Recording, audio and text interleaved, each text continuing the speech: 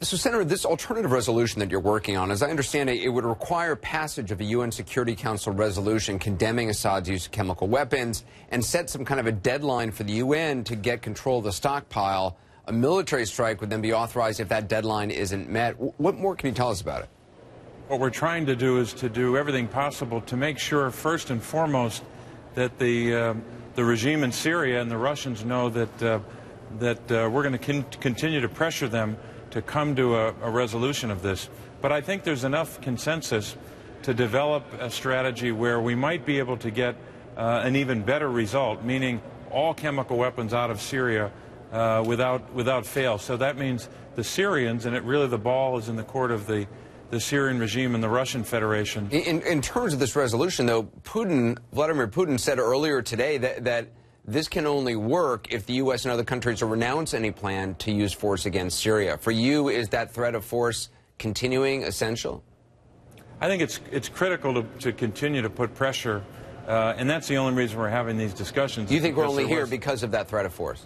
Right, exactly. But I do think that I don't like what Mr. Putin said today, and if he thinks that insisting on that will move us to move in that direction, I think he's mistaken. But look, some of these are rhetorical back and forth that sometimes happens at this stage. So I don't put too much weight on that yet, but I think we've got to continue to let them know that this was a crime against humanity and it needs a response. How realistic do you think it is for this regime, for the Assad regime, to get rid of their stockpiles? They have I mean, according to a lot of reports, the world's largest stockpile of chemical weapons. You know, David Kay, weapons inspector, said it would take more than 1,000 inspectors on the ground there. Who knows how many people are trying to protect those inspectors? Probably the agreement of rebels as well as the Assad regime.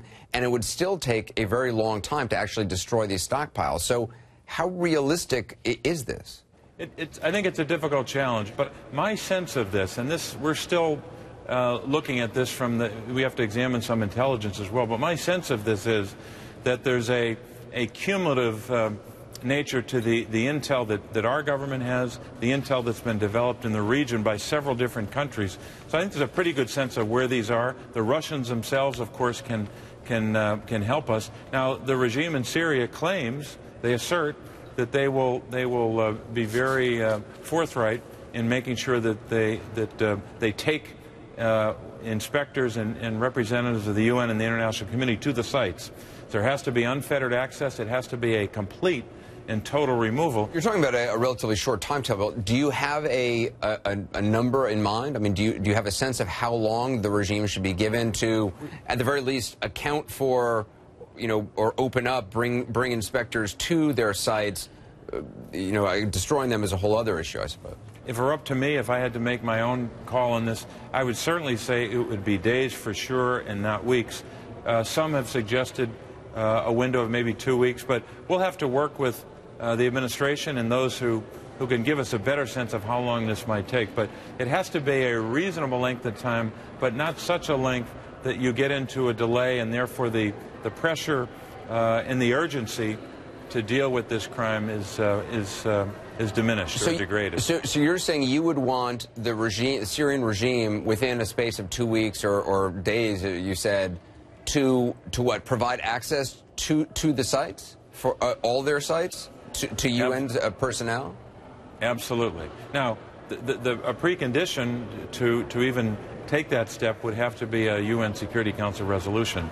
But I do think that there's a growing consensus that this might be a way to deal with the problem forthrightly, but deal with the problem in a way that you remove the threat completely, and you do it without having to use a military means to achieve that end. It could be a better result, frankly, than we might be able to achieve with a military operation. There are no doubt there are a lot of people who believe that the United States, that the administration is basically being snowed by Russia, by Syria. To that, you say what?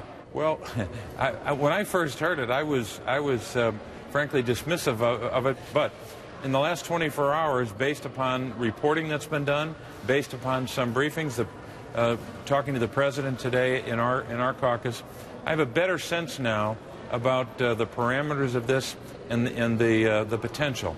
I still have a lot of skepticism. Someone asked me today, you know, do you believe that Ronald Reagan line, trust but verify? I'm not even at the trust yet, but I'm positive we have to verify. All right. Senator Bob Case, appreciated your time. Thank you.